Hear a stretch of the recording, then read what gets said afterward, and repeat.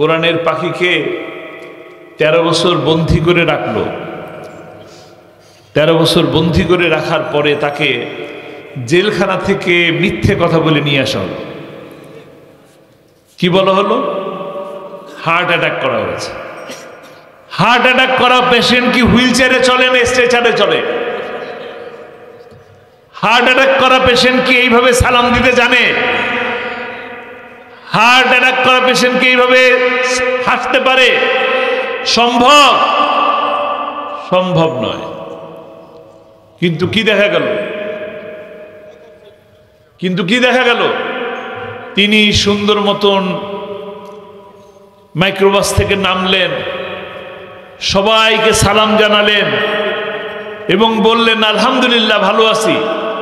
বলছেন কিনা? এবং এই দেখায় বললেন এরা আমার অনেক খেয়াল রাখছে। বললেন না? কি সুন্দর একটা হাসি দিলেন। ওই হাসির মাধ্যমে তিনি জানিয়ে দিয়েছেন যে 13 বছর জুলুম করে আমাকে মাথা নত করতে পারো নাই।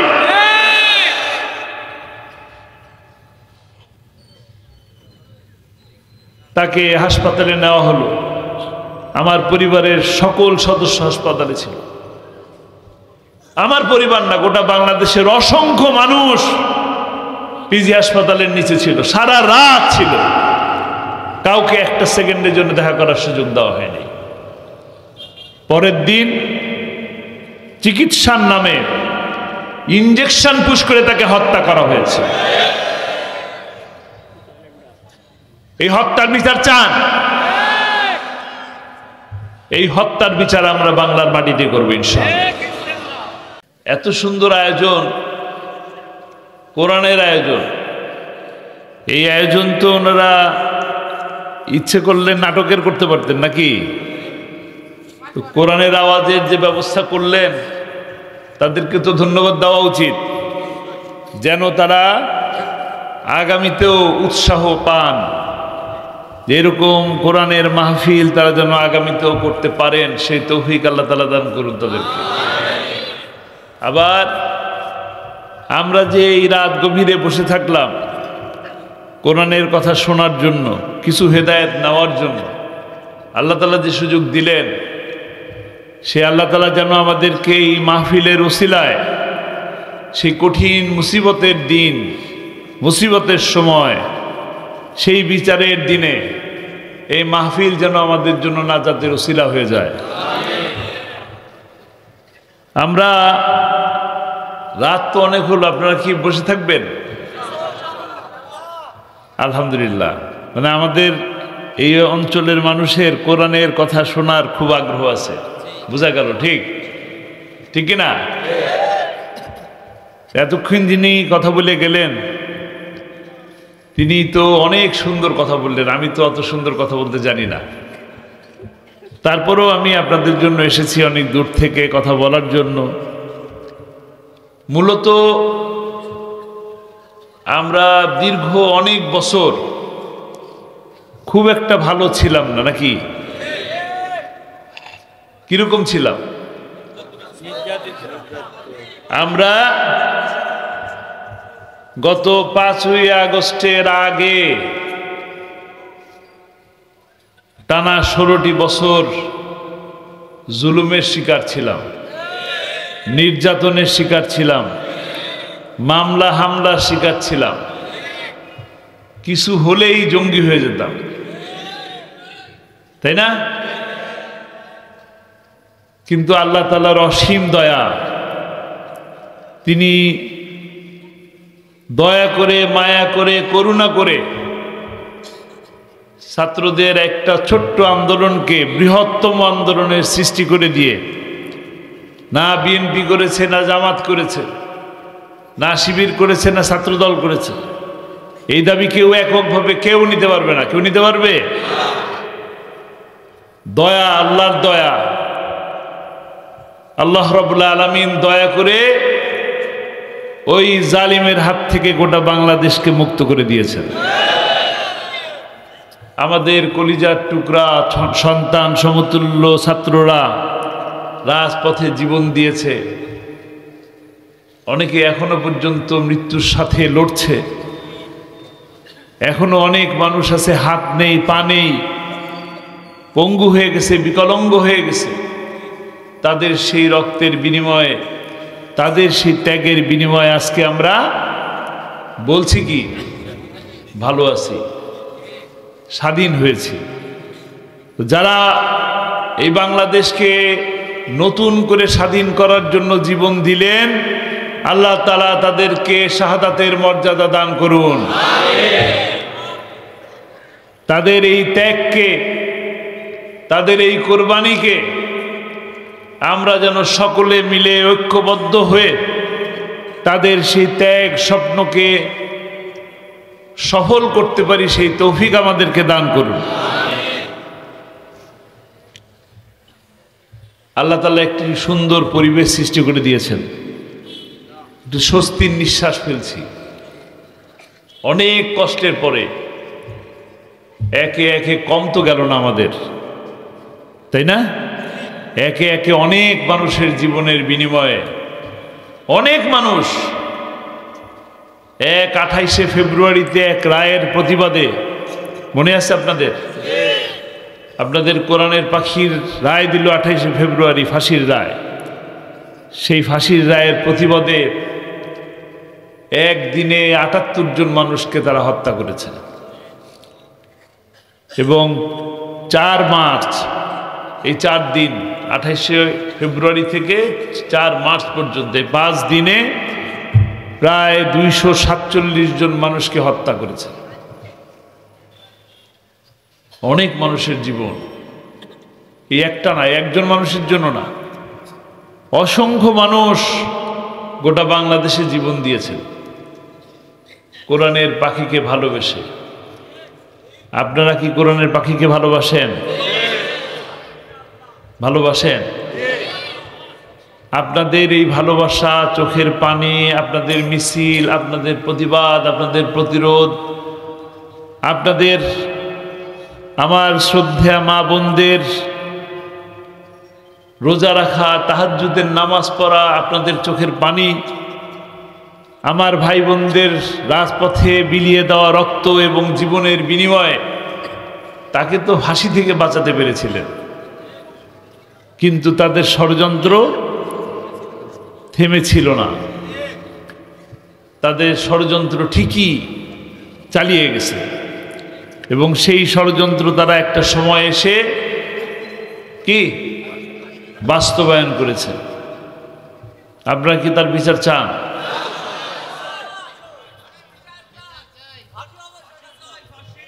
বিচার চাই। মূলত 28শে অক্টোবর 2006, 28শে অক্টোবর হলো গিয়ে আমাদের এই গণতন্ত্র হত্যা দিবস। অমাকারু অমাকারুল্লাহ আল্লাহু খায়রুল মাকিরিন। তারা ষড়যন্ত্র করেছিল, ষড়যন্ত্র করে তারা লগি বৈঠা দিয়ে মাসুম বাচ্চাদেরকে রাস্তার উপরে সাপের মতন পিটিয়ে পিটিয়ে হত্যা করে তারা নৃত্য করেছে। আমরা মামলা দিতে চেয়েছি, হত্যার বিচার চেয়েছি, আমরা বিচার পাই নাই। বিচার পাইনি বলে 25শে ফেব্রুয়ারিতে আমাদের গৌরব, আমাদের অহংকার, সেনাবাহিনীর 57 জন অফিসারকে একদিনে তারা হত্যা করেছে। ওই বিচারও আমরা পাইনি। সেই বিচার পাইনি বলেই 5ই মেতে তারা আলেম ওলামাদেরকে, এতিম বাচ্চাদেরকে শাপলা চত্বরের রাতের আধারে কারেন্ট বন্ধ করে দিয়ে পাখির মতন গুলি করে হত্যা করেছে। বিচার পাইনি। বিচার পেয়েছি? বিচার পাইনি। একই হত্যা করতে করতে তাদের সাহস এত ছিল যে 16ই জুলাই থেকে 5ই আগস্ট পর্যন্ত 2000-এর মতন মানুষ, 2000-এর মতন ছাত্রকে তারা হত্যা করেছে। তারা শুধু ক্ষমতায় থাকার জন্য এই মানুষগুলোকে হত্যা করেছে। ক্ষমতায় যাওয়ার জন্য লগি বৈঠা দিয়ে হত্যা করেছে। ক্ষমতায় থাকার জন্য বন্দুক ব্যবহার করে হেলমেট লাগিয়ে হত্যা করেছে। আর দেখেন আপনারা, মেধাবী ছাত্র আবরার ফজরের নামাজ পড়তে যায়, তার অপরাধ কি? ফজরের নামাজ পড়তে যায়। ফজরের নামাজ পড়তে যাওয়া কি অপরাধ? এই মুসলমানের দেশে ফজরের নামাজ পড়া অপরাধ? যদি ফজরের নামাজ পড়া অপরাধ তাই যদি হয়, তবে এরকম ভাবে তো আমিও মরতে রাজি আছি। আপনারা রাজি আছেন? ফজরের নামাজ পড়তে যায় বলে তাকে রুমের দরজা বন্ধ করে হাতুড়ি দিয়ে গিরায় গিরায় পিটিয়ে পিটিয়ে হত্যা করেছে। একটা হিন্দু ছেলে, মুখের মধ্যে খোঁচা খোঁচা দাড়ি, দিনের বেলা 35-36টা ক্যামেরা, টিভির ক্যামেরা, এই ক্যামেরার সামনে তাকে শিবির বলে তাকে কুপিয়েছে। যখন তাকে কুপানো হয় তখন সে বলে, ভাই আমি শিবির না, আমি শিবির না। তারা বলতেছে তুই শিবির, তুই শিবির। বলছে ভাই শিবির তো দূরের কথা, আমি মুসলমানই না, আমি হিন্দু। তাও তার জীবনটাকে রক্ষা করতে পারে নাই। কতটা বর্বর তারা, কতটা নিষ্ঠুর! এইভাবেও কি মানুষকে মানুষ মারতে পারে? ষড়যন্ত্র কিন্তু বন্ধ নাই। আমরা একটু স্বস্তির নিঃশ্বাস ফেলছি ঠিকই, তারা কিন্তু এখনো ষড়যন্ত্র করে যাচ্ছে। তারা চট্টগ্রামে অ্যাডভোকেট সাইফুল ইসলামকে জবাই করে হত্যা করেছে। আমরা এই হত্যার প্রতিবাদ জানাই, নিন্দা জানাই। আমরা এভাবে হত্যা দেখতে চাই না। আমরা একটা সুন্দর বাংলাদেশ চাই, ন্যায় বিচার চাই। আমরা ইনসাফ এবং কল্যাণমুখী একটি রাষ্ট্র প্রতিষ্ঠা করতে চাই। প্রতিটা হত্যার বিচার চাই। শুধু নিষিদ্ধ করে ক্ষমা পাওয়া যাবে না। নিষিদ্ধ করলেই ক্ষমা হয়ে যাবে এমন ভাববার কোনো সুযোগ নাই। প্রতিটি হত্যার, প্রতিটি খুনির বিচার এই বাংলার জমিনে হবে ইনশাআল্লাহ। হবে কি না? এই ফরিদপুরের মাটি শহীদের রক্তে ভেজা মাটি, ঠিক কিনা? এই ফরিদপুরে 2 জন শহীদ আছেন, নাম কি বলেন? শহীদের রক্ত, শহীদের রক্ত ইনশাআল্লাহ যে জমিনে শহীদের রক্ত আছে সেই জমিনে কালেমার পতাকা উড্ডীন হবেই ইনশাআল্লাহ। সেটা ফরিদপুর থেকে হোক আর পিরোজপুর থেকে হোক, এই বাংলার জমিনেই হবে ইনশাআল্লাহ। একটু আগে আমার এই ভাই আশরাফ ভাই বলছিলেন যে আমার বড় ছেলের কথা বলতেছিলেন। আমাদের সকলের স্বপ্ন ছিল, আমাদের সকলের ইচ্ছা ছিল এটা, এবং আমার পরিবারের আমার ছেলেই হলো বড়। সবার ইচ্ছা ছিল যে সে কোরআনে হাফেজ হবে। তাকে তানজিমুল উম্মাহ থেকে পড়ালাম, হাফেজ হলো ঠিকই, কিন্তু ততক্ষণে আব্বা জেলে চলে গেছে। তাকে পাগড়ি পরানোর যে অনুষ্ঠান, সেই অনুষ্ঠান তানজিমুল উম্মাহ আর করতে পারল না, আরো অনেক পরে করেছে। 2-3 বছর অপেক্ষা করেছে। সবার ইচ্ছা ছিল, তানজিমুল উম্মাহরও ইচ্ছা ছিল যে আল্লামা সাইদিকে দিয়ে এই মানুষগুলোর, এই যে ছাত্ররা হাফেজ হলো, তাদেরকে পাগড়ি পরাবেন, কিন্তু সেই স্বপ্ন আমাদের পূরণ হয়নি। জেলখানার ভিতরে যে তারপরে তাকে পাগড়ি পরিয়ে দেওয়া হলো। এরকম ছোট ছোট স্মৃতি, আমাদের অনেক স্মৃতি। আমরা যে অবস্থায় যখন গেছি, এখন তো শীত, আপনারা তো অনেকে জেলে গেছেন, গেছেন কিনা? জেলের মধ্যে দরজা আছে, আছে জেলের মধ্যে দরজা নাই, কি আছে? লোহার শিক আছে। সেই লোহার শিক এই শীতের মধ্যে কি বন্ধ থাকে? লোহার শিকের ভিতর থেকে বাতাস ঢোকে না? এই লোহার শিকের ভিতর থেকে কনকনে শীতের হাওয়া আপনাদের কোরআনের পাখির রুমের মধ্যে ঢুকছে। তারপরে যখন সকালবেলা দেখা করতাম, মাসে একবার দেখা করার সুযোগ ছিল। এই শীত বলেন, গরম বলেন, বৃষ্টি বলেন, করোনা বলেন, করোনার 2টা বছর অনেককে সুযোগ দিছে ফোনে কথা বলার, বাড়িতে। আমরা দেখা করারও সুযোগ পাই নাই, কথা বলারও সুযোগ পাই নাই। যখন দেখা করতে যেতাম মাত্র 30 মিনিটের সময় দিত। এই কেমন আছেন? আলহামদুলিল্লাহ ভালো আছি। যে অবস্থায় ছিলেন, এই শীতের পরে এত গরম, অসহ্য গরম, কিন্তু উনি সবসময় বলতেন আলহামদুলিল্লাহ, আল্লাহ ভালো রাখছেন, অনেক ভালো রাখছেন, আলহামদুলিল্লাহ। কখনোই বলেন নাই কষ্ট হচ্ছে। 13 বছরে একবারের জন্য তার মুখ থেকে শুনি নেই যে কষ্ট হচ্ছে। সম্পূর্ণ জীবনটা আল্লাহ রাহে উৎসর্গ করে দিয়েছেন। যে অবস্থায় থাকি, আল্লাহ তুমি অনেক ভালো রাখছো, আল্লাহ খুশি থাকো, আমি খুশি, আলহামদুলিল্লাহ।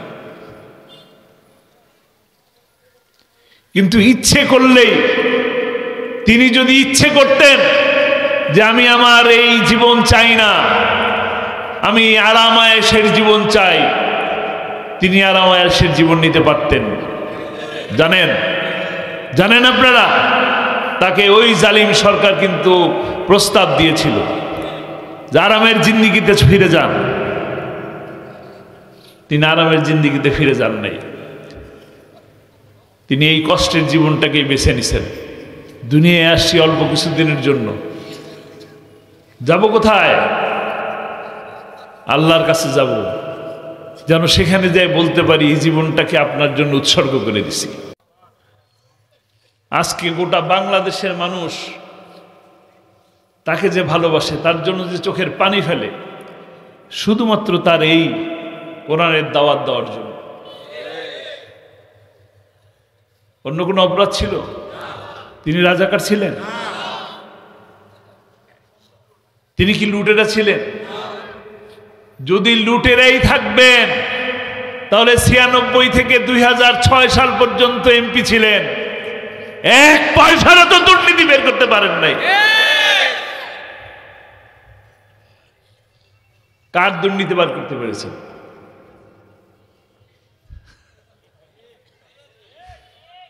কিন্তু যাদের ফাঁসি দেওয়া হলো, মৌলানা মতিউর রহমান নিজামী মন্ত্রী ছিলেন, আলী হাসান মোহাম্মদ মুজাহিদ মন্ত্রী ছিলেন, আর আজকালকার মন্ত্রী দেখা যায় না,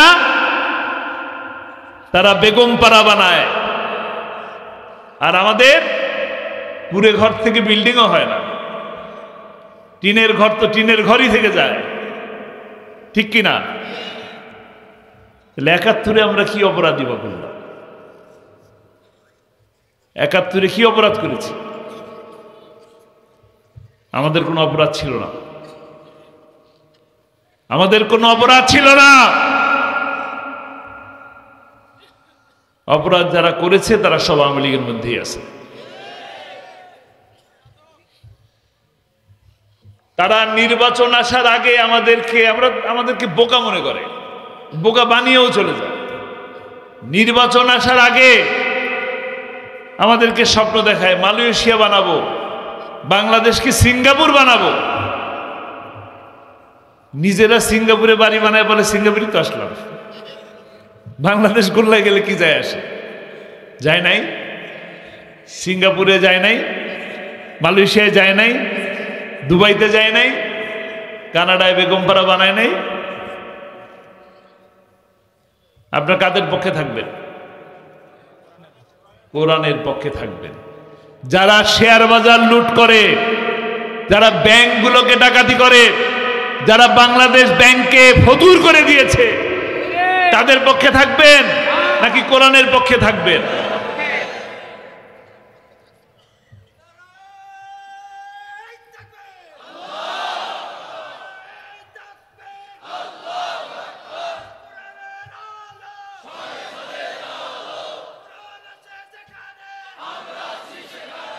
আমরা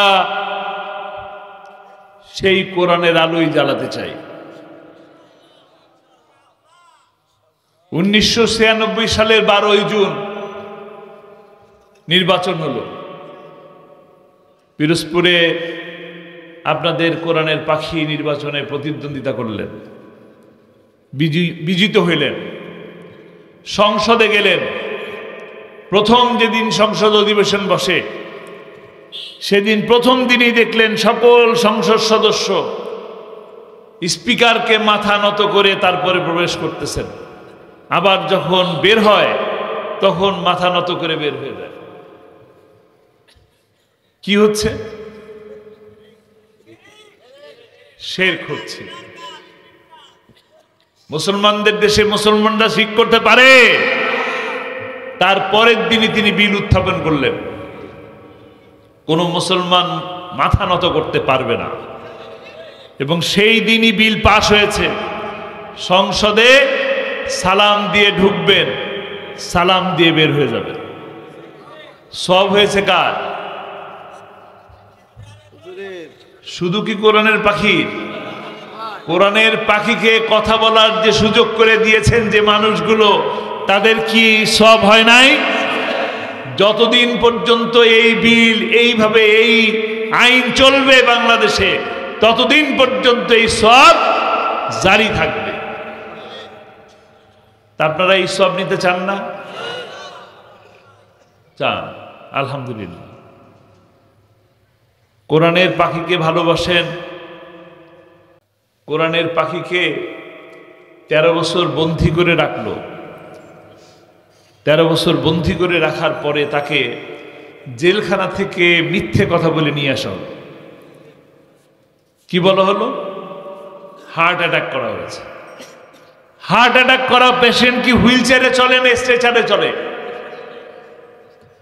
হার্ট অ্যাটাক করা পেশেন্ট কি এইভাবে সালাম দিতে জানে? হার্ট অ্যাটাক করা পেশেন্ট কি এইভাবে হাসতে পারে? সম্ভব? সম্ভব নয়। কিন্তু কি দেখা গেল? তিনি সুন্দর মতন মাইক্রোবাস থেকে নামলেন, সবাইকে সালাম জানালেন এবং বললেন আলহামদুলিল্লাহ ভালো আছি। বলছেন কিনা? এবং এই দেখায় বললেন এরা আমার অনেক খেয়াল রাখছে। বললেন না? কি সুন্দর একটা হাসি দিলেন। ওই হাসির মাধ্যমে তিনি জানিয়ে দিয়েছেন যে 13 বছর জুলুম করে আমাকে মাথা নত করতে পারো নাই।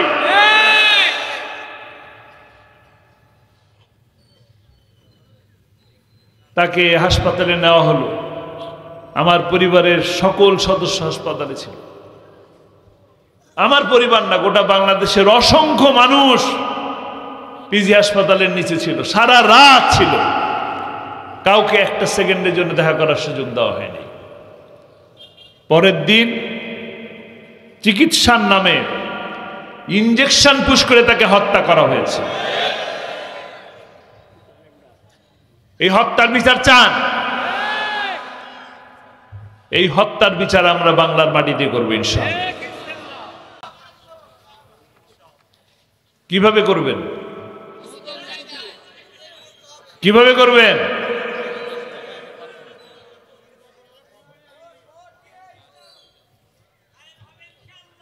ইনশাআল্লাহ।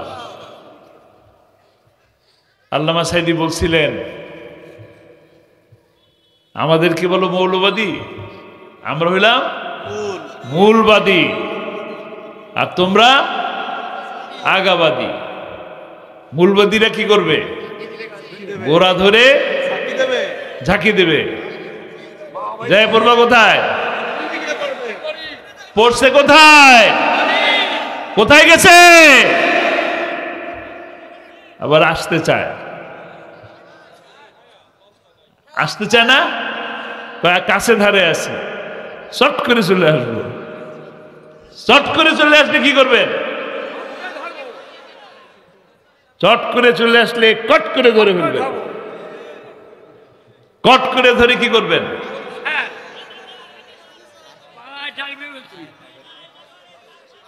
চট করে যদি চলেই আসে কট করে ধরবেন। যে ট্রাইব্যুনালে আল্লামা সাঈদীকে দাঁড় করিয়েছেন, যে ট্রাইব্যুনালে মাওলানা মতিউর রহমান নিজামীকে দাঁড় করিয়েছেন, যে ট্রাইব্যুনালে আব্দুল কাদের মোল্লাকে দাঁড় করিয়েছেন, যে ট্রাইব্যুনালে মীর কাসিম আলী, আলী হাসান মোহাম্মদ মুজাহিদকে দাঁড় করিয়েছেন, সেই ট্রাইব্যুনালে আপনাকে দাঁড় করানো হবে। নারায়ে তাকবীর, নারায়ে তাকবীর। এবং ওই ট্রাইব্যুনালের ন্যায় বিচার প্রতিষ্ঠা করা হবে।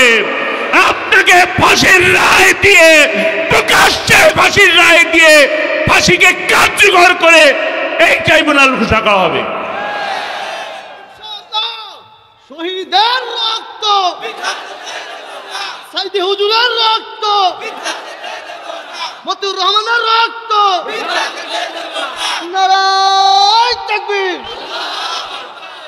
আমরা ন্যায় বিচার প্রতিষ্ঠা করতে চাই। আমরা একটা কল্যাণমুখী রাষ্ট্র প্রতিষ্ঠা করতে চাই। আমাদের পূর্বপুরুষেরা এই বাংলাদেশকে স্বাধীন করার জন্য 30 লক্ষ মানুষ জীবন দিয়েছে।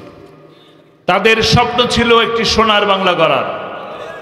আপনারা সেই সোনার বাংলা গড়ার নামে তামার বাংলাও রাখেন নাই, তলাবিহীন ঝুরি করে দিয়ে পালিয়ে গেছে। আমরা ইনশাআল্লাহ এই দেশকে সোনার বাংলা বানাবো ইনশাআল্লাহ। আপনারা পালিয়ে গেছেন, পালিয়ে থাকেন, যেখানে আছেন ভালো থাকেন, একদম দুষ্টমি করার চেষ্টা করবেন না। দুষ্টমি করলে বাংলার মানুষ একদম স্থান দেবে না, কোনো স্থান পাবেন না, ইন্দুরের গর্ত পাবেন না পালানোর জন্য। আমরা তাদেরকে ইচ্ছা করলে প্রতিশোধ নিতে পারতাম,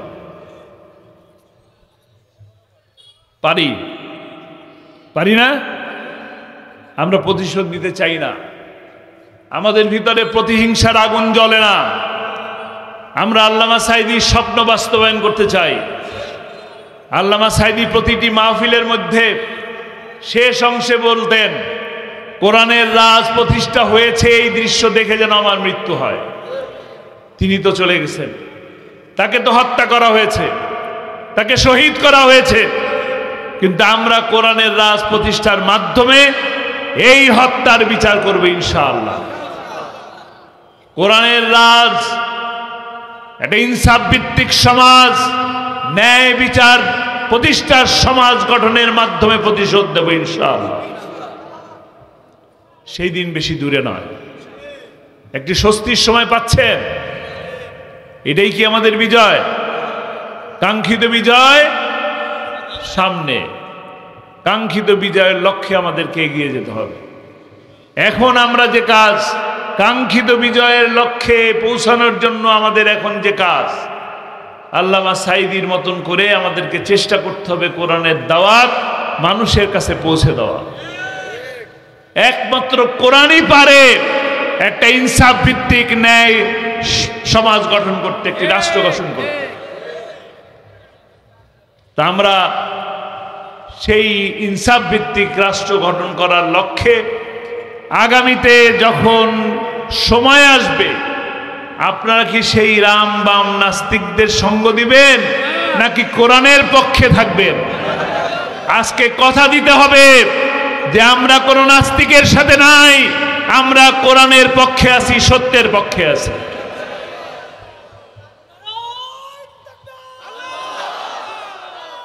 আল্লাহ তাআলা আমাদের এই হাত দুটোকে কবুল করে নিন। আমরা যেন কোরআনের পক্ষে, সত্যের পক্ষে, সুন্নাহর পক্ষে থাকতে পারি, সেই তৌফিক আল্লাহ তাআলা আমাদেরকে দান করুন। এবং সকল ধরনের অনাচারের বিরুদ্ধে আমার এই দুই হাত যেন বাধা হয়ে দাঁড়াতে পারে, সেই তৌফিক আমাদেরকে দান করুন। যে আবু সাঈদ রংপুরে দুই হাত বাড়িয়ে দিয়ে গুলিকে বুকে ধারণ করতে পারে, ওই ছোট্ট আবু সাঈদ যদি পারে, ওই মুগ্ধ যদি পানি বিলি করতে করতে যদি গুলিকে ধারণ করতে পারে, তাহলে আমরাও কোরআনের জন্য, ইসলামের জন্য এই বুককে পেতে দেবো ইনশাআল্লাহ। রাজি আছি? আল্লাহ তাআলা তৌফিক দান করুন। মনে রাখবেন, খুব করে মনে রাখবেন, আপনার এই মাটি অত্যন্ত উর্বর একটি মাটি। এই কারণে যে দুইজন বিশেষ ব্যক্তি তারা তাদের জীবনকে উৎসর্গ করেছেন কোরআনের জন্য, সেই দুইজনের জন্য আমরা আমাদের জীবনকেও বাজি রাখবো ইনশাআল্লাহ।